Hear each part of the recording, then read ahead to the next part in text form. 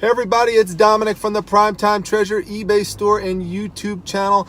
I am sitting outside a very old area of Syracuse, New York, outside of a very old home that is the location of an estate sale tomorrow. The house is packed, and what caught my eye from the ads are lots and lots of books inside boxes, and I love to deal with paper, and so I want to dig through those. I get a good deal from the person who's running this sale on paper products, and of course there'll be other things to look at as well.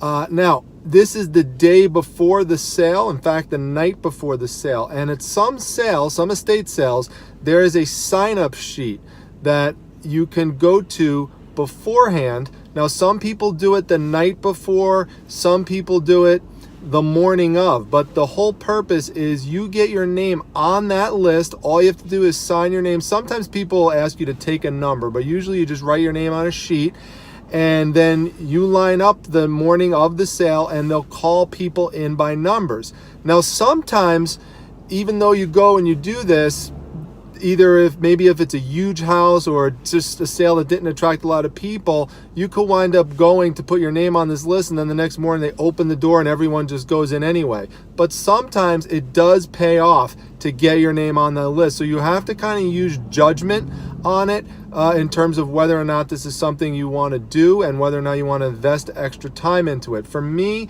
one of the reasons I did is because of what I just said in terms of how much stuff I think is going to be valuable inside of this house, so I want to make sure I get dibs on it. The other thing, it's not inconvenient for me. It's not far away. It's very nearby where I happen to be located. So I'm going to walk us up there. I'll show you the list. We'll put our name on there, and we'll take it from there. So I wanted to give you a broader perspective of the house, because this is the exact type of house you're looking for in an estate sale. I've mentioned this before in other videos, but for new subscribers to the channel, this is the house, the type of house where all the treasures are located in. These are the old houses, not the brand new, 3,000 square feet houses. That's not what you're looking for. Those houses all have new stuff in it. They don't have any old collectible items. It's these types of houses. So when you see a house like this is the type of house that you should look for. The garage is falling apart. There's boxes all over the place. And inside this type of house, it is going to be, I've been in these houses before. They are absolutely massive inside. They look like they may not be that big, but trust me, they are huge. They're cavernous almost inside. So I cannot wait to go inside tomorrow, and I will try to turn the camera on to show you parts of the house. So should be a good time. All right, folks, it is the next morning. We are here. The line is building on the side of the street, giving you a little different perspective. And yep, you see everything is just lined up here, and the house is coming up. Oh, there it is, right there. So we got people out there already, all lined up. Just gonna get a parking spot. And this is the morning of. The wait line really isn't too bad. So, I know I'm automatically getting in on the first shot, but turns out for this one, even if I didn't put my name on the list, I still probably would have got in on the first go around. But you never know. I wasn't too far away from it, so it was worth putting my name on there. But this is, why I mention that to you. Sometimes it, pays off to come in advance. Sometimes, it didn't really matter. It's a little bit of a gamble. Okay, gotta find. Looking for where the books are. Books, not in here.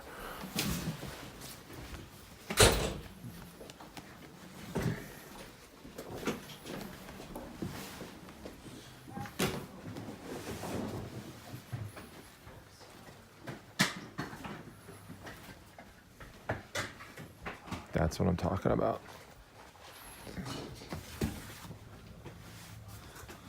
Here we go. Gonna be in here for a while.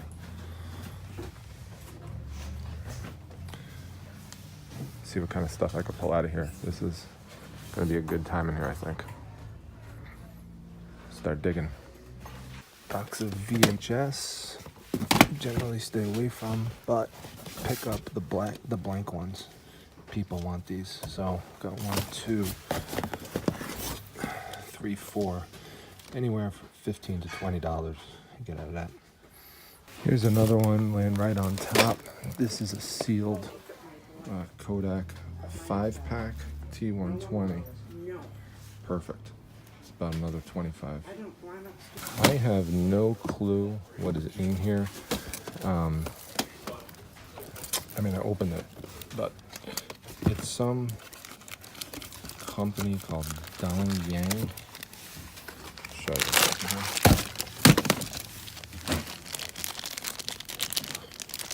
Do not know.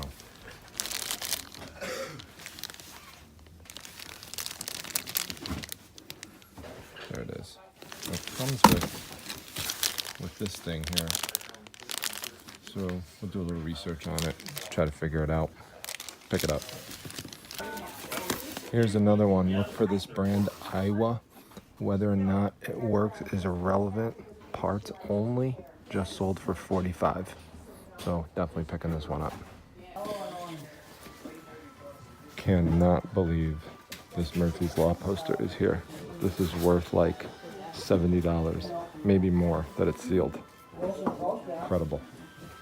All right, time to head upstairs, see what we find here. More books.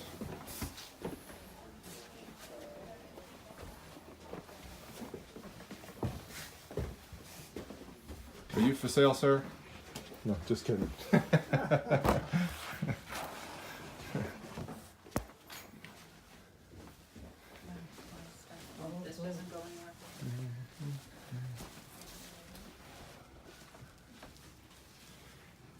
Books, books, books. Lots to go through. Wow, that is crazy. Too much for me to go through. Wow, that is a lot. I know. I would say, Yep. Amazing. Absolutely incredible. You could, if you like to scan things through Amazon FBA, you'd love coming here. I actually saw someone doing that downstairs. That room.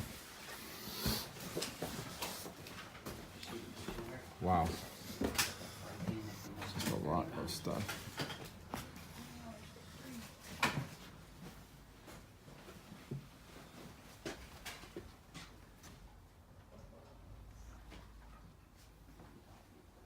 So mostly books, but you gotta dig the boxes. This is a good example why. Who would think that there's a helmet in here? And this is a vintage helmet. Hard boiled. These are made of fiberglass. Some of them are made of aluminum. They have a nice resale value, these vintage ones. For $5, totally worth picking up. These things could go for $50 to $100 or more, just depending on the person who comes across it and has an interest. But they'll definitely sell, especially with this kind of vintage sticker and writing on it. That actually just adds to the value. By the way, everyone walking in these rooms is expressing a feeling of being completely overwhelmed. That's understandable, but what you have to do is you have to organize a search strategy, and you just have to systematically work through each of these areas. And, you know, you just get through it quicker than you might think. That's what you have to do if you want to be effective. So while everyone else walks out really fast, feeling overwhelmed, you stay behind and pick out all the gold. That's how you do it. Pull out some of the clothes and spot check some things, like this one. I really like this. You know, U.S. Navy. It's like a brand new condition. There's no comp on it that I could find, but someone's definitely gonna buy this. This is an easy, easy sell. So I'm just gonna pick this up. It's front and back. That's the back of it. There's the front. It's got the shamrocks on it. Totally, totally sellable. I'm gonna see if there's some others in here as well. I don't know. Now in a place like this, it's real important. Use a transfer system to be efficient in your search. So you're gonna move these over to here. You're gonna look through this box. Okay. Nothing here that we want. So now we move over to this one and we transfer into here. It makes it much faster. Move it over that way. Don't see anything we want. We move over here. Transfer. It's just a much faster system, and this is how you could get through tons of boxes really, really quick. That's it. Just use that transfer system. Remember, it's okay. Okay, so that is why you do the digging right there. You don't even have to look that up. USS Little Rock, CLG 4 Shakedown 6th Fleet. That is a vintage, like a yearbook for a military in the 1960s. Guaranteed seller. Absolutely guaranteed. We're in this room now. And right here, got some more of these. A 12 pack goes for 60. So we've got 6 of them. Great pickup. This one out of a box. So we're gonna get this, Elements of Botany. It's a nice old book. It's in good condition. It's from 1904. Sold recently on eBay for 15, so easy pickup for some just nice quick flip. Dig through these paper things. It's right there. Vintage $20 cover right there. Beach Boys, 1976. Well, I am out of there, and boy, were there books there or what? I am not exaggerating when I tell you that is the most amount of books I have ever seen at an estate sale in my life. In fact, the person who runs the estate sale, who's very experienced, said that she has never seen that many books in an estate sale. I mean, that house was literally covered with books. I mean, it was crazy. Now, the problem is that the person was hoarding books that really didn't have too much value. A lot of the books were bargain bin, Barnes and Noble types of books, a lot of the oversized, a lot of ones that just, were not valuable. So you could sit there all day and scan them on Amazon FBA, but you're not going to find too much stuff of value. I quickly realized that once I was there and really shifted my strategy to trying to find the vintage items that were hidden inside the boxes of books. That's really where the value was there. There were a few books I picked out that were good, and I'm going to do a recap with you right here real quick, and then I'm going to tell you how much I wound up paying for all this stuff. So one of the real treats to find just laying on one of the tables, in fact, it was funny because I was talking to a guy at the sale and he was looking through all the posters, and then he walked away. He completely ignored this one. This is the Murphy's Law poster. Now I know this because I found it once at a separate estate sale hanging on a wall, and has all these different Murphy's Law sayings, and it's from the 1970s. And the way you could check that, just look at the bottom of the poster there. You see there 1979. I remember selling that for somewhere between like $40 and $70. I can't remember exactly why. And it had pinholes in it. I took it off a wall. It's been hanging there for decades. This one is still in the original shrink wrap. So that's incredible to find it still in the original shrink wrap. So I picked that up. This is what I mean in terms of experience. Experience pays off. I just quickly knew what that was, having seen it before, and grabbed it, picked it up, put it in the box. This was another cool find, if you remember, buried in one of those boxes underneath a whole bunch of other stuff. Always check the inside of these hats, whether they're military hats or what. I showed you in the video. It'll probably be hard to get the angle in the car, but there's the sticker inside, and that tells you what it is. Again, this could be anywhere between a $50 and $100 hat. It's made of some type of fiberglass material. Definitely cool item. Then there's the Notre Dame. Sorry, it looked like Notre Dame because it looked like Fighting Irish guy. It's not. It's U.S. Navy shirt, like brand new. I don't know, flip somewhere like around 15, 20 bucks for that. Then there were a ton of VHF tapes that I wound up getting. Total in terms of amount of profit I'm gonna make from all these VHS tapes. There's these here, 1, 2, 3, 4, 5, 6, 7, 8, 9, 10, 11, all blank and sealed. Hang on, there's a few more. And then there's a 5-pack here that's sealed from Kodak, vintage. People want these. People use these for their VHS players. There are people that still use them, and so they look for that. So that's like 16 of these. This is probably going to be around $100 total once I sell all those, maybe more. There's the foot massager I told you about. Just found it randomly sitting in a box, which I'm going to add to some that Miss Primetime gave me to sell. A real treat was finding these Walkmen that work. Take a cassette tape with you. I have one that I keep in my bag so I could test whether or not it plays. Also, the batteries were essential in testing this one out, and it worked. It played the music. Great, nice flip. Remember this one? This one did not matter whether or not it worked or not. And you can see here there's a sticker price of $5 on it. The hat had a sticker price of $5 on it. Remember that when I tell you what the total price for everything was in the end. This one's going to sell for around $45 because it just sold for $45 without it working. And this one doesn't look like it works. It looks like the battery component is compartment is contaminated, but doesn't matter. Iowa, look for that brand. Very popular brand, vintage brand. Look for any kind of audio visual stuff by them. This item here that I told you was a mystery item, I think I figured out what it is. Again, I'm going to look into it a little more detail when I get back and process this stuff.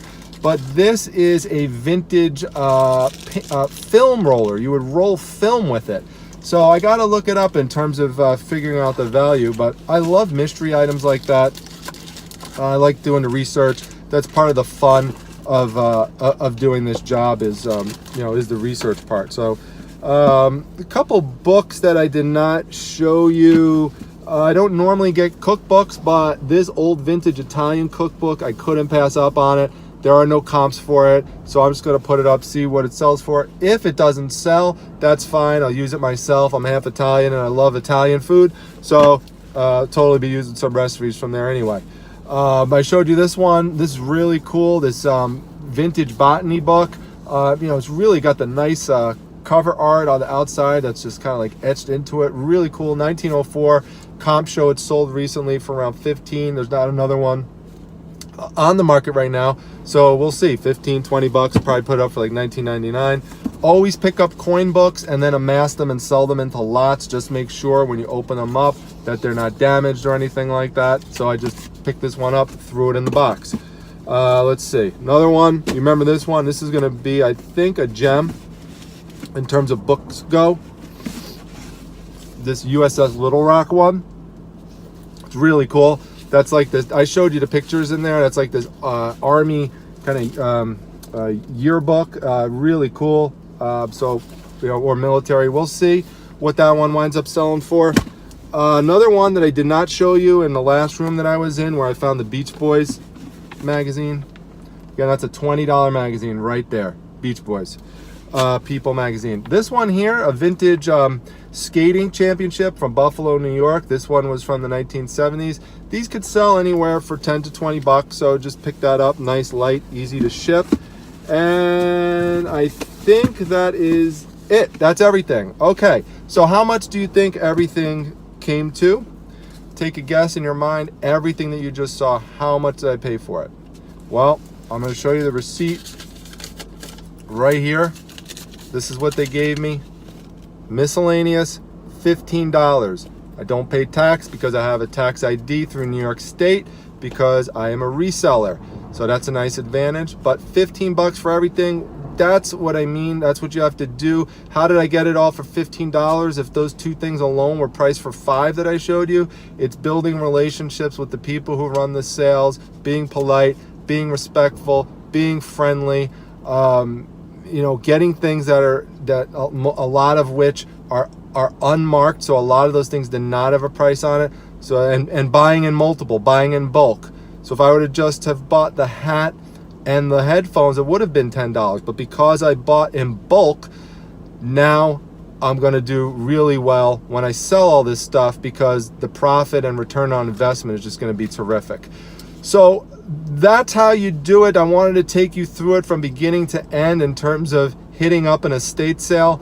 And, I hope you found it helpful. If there's tips, questions, drop those down below in the comment section. Like this video if you enjoyed it, if you found it helpful, if you found some of the strategies helpful. Make sure you come to my Facebook group, the Facebook Reselling Resource Center. The link is down below to join. And also make sure you subscribe to this channel, trying to get up to 500, nearly there, less than 50 to go. So help me get there, and I'll see you at the next video. Thanks, everyone.